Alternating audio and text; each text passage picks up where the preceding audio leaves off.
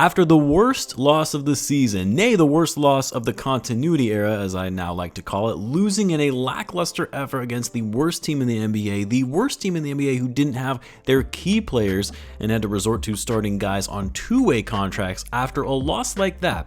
The Bipolar Bulls strike again, and not only beat one of the best offensive teams in the league, they smacked them down so badly, handing them arguably their worst loss of the season, holding them to below 100 points for the first time in their season. You can't make this stuff up. I don't get this team. I never know what to expect from these guys. Like, just when I said, yeah, it's done, they're going to make the play-in, but not a chance in hell they're going to make it out of it, because a loss like that to the Wizards and playing some of their worst basketball in the final stretches of the year, that doesn't bode well for your team's confidence. But now, after a game like this against a team that is actually trying their best to win right now, to stay out of the play-in by holding on to that 6th seed, I don't know, man. I guess anything is possible at this point. This game got a little scary when the Bulls came out flat to start the second half. Like, after they went up 21, had a commanding lead, played incredibly well in the second quarter, in a big part thanks to Javonte Green making his debut on the season, who I'll get to in a little bit.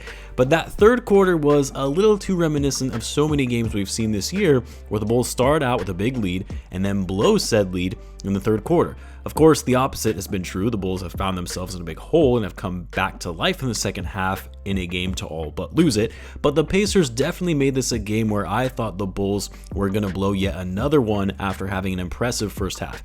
The Pacers kicked off the third on a 7-0 run. They managed to cut the lead to 7 at one point. I tweeted this, but the Bulls looked absolutely gassed. They were missing shots left and right. They looked like they did at the start of the game against the Wizards the other night. And I thought to myself, well, here we go again. But the Bulls responded very well. They didn't let up and hit the Pacers right back where they started, and finishing off this game early where the Pacers cleared the bench 5 minutes left to go in the game. Why Billy Donovan didn't do that as well, and even ended up keeping Vucevic and Coby in the game longer, made absolutely zero sense to me. Like, he initially took out Alex Caruso, then he subbed out DeMar DeRozan, and when he did the intentional foul to bring DeMar out, I thought, okay, they're bringing out all the starters, but then for some reason Coby White and Vucevic remained in the game when the Bulls were up by 25 points. I don't know. I get that you kind of want to develop a level of consistency with some of these rotations, but in a game that's clearly over, which is a rarity for the Bulls to happen so early, and you have an opportunity to give your guys some extra rest, just do it.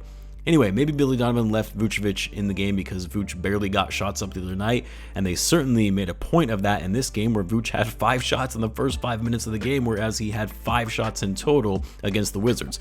It was a good game for Vucevic. 22 points on 9 for 20 shooting, came out aggressive early, was attacking the paint despite the Pacers having one of the better rim protectors in the NBA in Miles Turner. 22 points and 12 rebounds. You know, I was going to talk about the Bulls offense, which was great tonight in shooting 50% from the field, 44% from 3. Excellent ball movement. Guys were cutting and moving without the ball well. 28 assists in total. They outworked the Pacers on the glass 54-40. Only turned the ball over 7 times. But the defense was much, much more impressive in this game. Again, you're talking about the number 2 offensive team in the NBA by offensive rating, the number 1 team in the league in points per game, and the Bulls absolutely shut down all of their main offensive weapons. Nembhard led all scorers for the Pacers with 18. That's it. Siakam, 2 for 7. Nesmith, 2 for 11. Halliburton, 4 for 15, was 3 for 11 from deep. Miles Turner, 12 points and only 4 rebounds. Like, yes, the Pacers were also a bit off tonight because they also missed some open looks that these guys normally make, but the Bulls were great on their switches tonight. Excellent closing out on the shooter, great off-ball defense and reading cutters to the basket, and of course, Alex Caruso was just Alex Caruso, who was all over Halliburton and making it a nightmare for him to get any kind of open looks. What a game for AC. I mean, a plus 23 in this one, 12 points on 5 for 10 shooting, 7 rebounds, 7 assists, 2 steals. He was doing everything the Bulls needed him to do on both ends of the floor and generating offense, but being the ball stopper they needed him to be for one of the best offenses in the league. Dosunmu, you know, Billy Donovan mentioned that he wasn't really feeling well in this game, but it didn't really seem like the case with the way that he was playing. Still effective and efficient on offense, 7 for 11 from the floor, 3 for 5 from 3, 17 points, but also just as locked in defensively.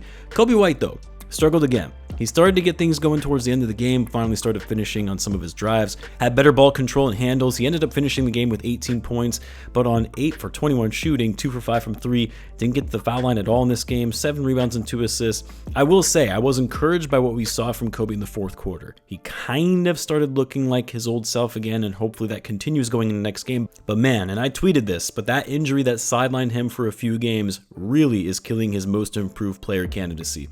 the way he's playing down the stretch might be tough for him to be able to walk away with that award. I mean, we'll see how he closes out the last 9 games. If he starts getting hot and more efficient on offense, then yeah, he'll find himself back in the running, but it's not looking good for him right now to be able to win that award. Then, of course, DeMar, obviously great. It was a plus 19, 27 points, 9 for 18, 6 rebounds. That's also the fact that DeMar was key in helping stop the bleeding when the Pacers got themselves back into the game into single digits, calming the guys down, getting them a bucket when they needed it, and of course, closing things out in the fourth quarter as he does best. But listen, we've got to talk about Javonte Green. His first NBA game of the season. He was initially signed by the Warriors, played for their G League affiliate before getting waived. Bulls pick him up on a 10-day contract. Not sure why Billy Donovan didn't get him in the last game when the Bulls certainly could have used his energy, but Javonte makes his return and instantly has an impact on the game. Don't get me wrong, he had some not so great plays, a couple of bad turnovers, some missed assignments on D, maybe shaking off some rust after having not played in an NBA game for so long, but seeing him come back, igniting energy into the group in the second quarter that sparked that run to bring the Bulls up 20, and then again in starting off the fourth quarter to get the Bulls back to a big scoring lead. Again, I know that's not all because of Javonte Green, but it's the energy, his effort and hustle that gets the guys fired up. Strong defensive effort. The Bulls were a plus 26 when he was on the court in just 19 minutes of play. 5 points, 4 rebounds, hit a nice corner 3 when the Bulls were going on a run. We needed Woo back, baby.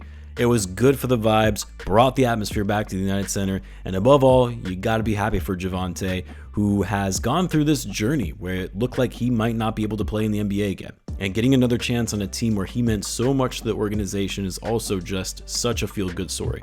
Anyway, Bulls get the win, an impressive win. The Sixers also lost again tonight. That puts them now only 4 games ahead of the Bulls. Very unlikely the Bulls can catch them for the 8th seed, but who knows?